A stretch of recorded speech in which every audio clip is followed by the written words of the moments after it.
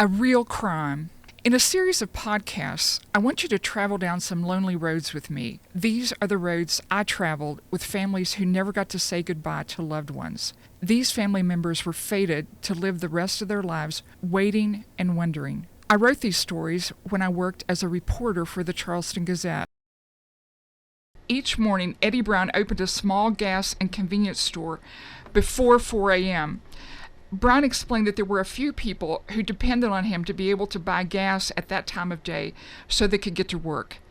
He also always wanted the business to be open and warm for school kids so that they had a place out of the bad weather to wait for the bus.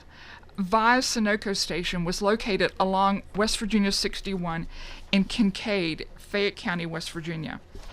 Brown and his sister lived in the family home place about a mile and a half away. He always walked to work during his 14 years on the job. He carried 2 flashlights. After he arrived at the station, he turned off the burglar alarm and turned on the lights. Dick Marshall and his wife lived in the same community and were also out in the dark as they delivered newspapers. Marshall said Brown loved to walk and would only accept rides from them on truly cold days. On the morning of January the 26th, 1992, Brown left home about 2:30 a.m. for his usual walk to work. That same morning, when the marshals came into the station, they found Brown walking around in a semi-conscious daze. The marshals saw blood pouring down Brown's back. The burglar alarm was still buzzing. Brown was wearing a hooded sweatshirt, a hooded jacket, and a baseball cap. His family members later told me that they believed the layers of clothing offered some padding for Brown's skull. The marshals took Brown to the hospital. With x-rays, doctors found 4 large holes in the back of Brown's head and cracks leading out from those holes. One crack circled around to his eye socket and produced a large purple bruise under his right eye and ear that never went away. One of his brothers told me that Brown's skull looked like a road map. Brown's knees were also injured after he was forced to his knees by the blow to his head. When the marshals found him, Brown was also holding what everyone has always believed to be a crucial piece of evidence. He was dabbing the blood from his head with a woman's blouse. None of Brown's family or any friends ever saw the blouse before that day. It was a brown-colored textured print. Who gave Brown the woman's blouse and why? The force of the blow would seem to indicate a man struck Brown, maybe even with a pitchfork. Was a woman with the attacker as an accomplice or a cover? If so, did this woman feel compassion for the injured victim and hand him a blouse to stop the blood? Or did she see him at another place on his path and give him the blouse? Even after this fierce assault, Brown completed his walk to work. Brown was using the blouse to dab the blood when the marshals found him inside the store. The marshals also said the store did not seem disturbed except for the dripping blood. That would also seem to indicate Brown was attacked in the store. Everyone knew Brown carried cash in his right front pocket. If someone came to the station and could not pay for gas, Brown paid. If a school child had a hard luck story, Brown handed over the cash. Sometimes people repaid him, sometimes not. Brown did not care. Former Chief Deputy Everett Steele of the Fayette County Sheriff's Department told me, clearly the motive was robbery. He had no enemies. Brown's brother Glenn said if the person had asked for the money, his brother would have handed it over. Someone took $500 to $600 and a medical card from Brown's right shirt pocket.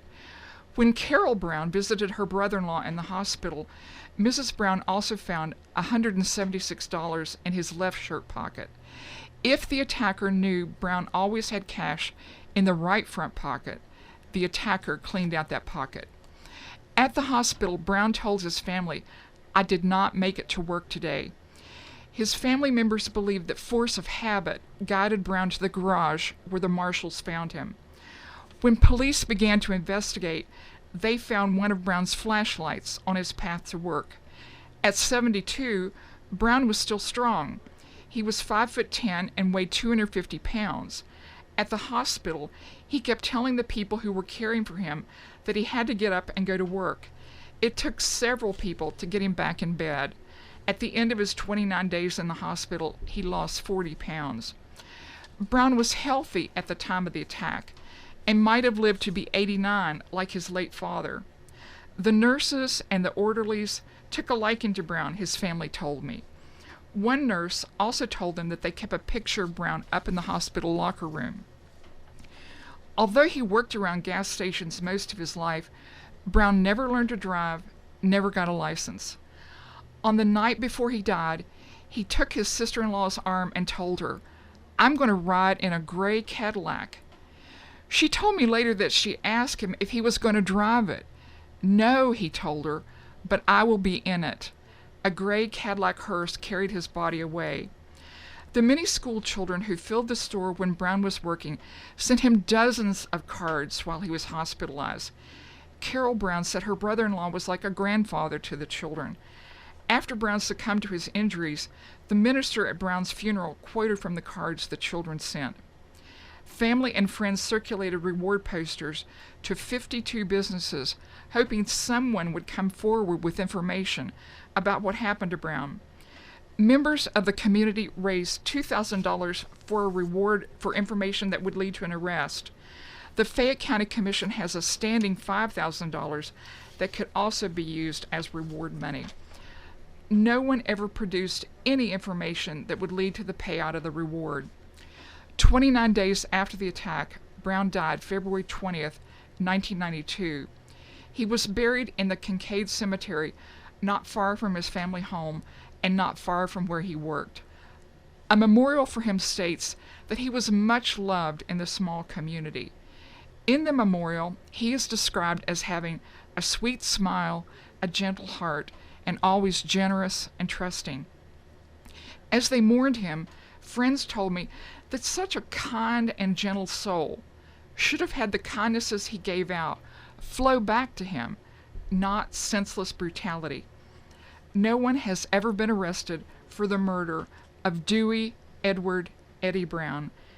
Thank you for sharing some of your time with me. I hope you'll join me next Wednesday for another episode of A Real Crime. I also thank Tommy Siner for these recordings.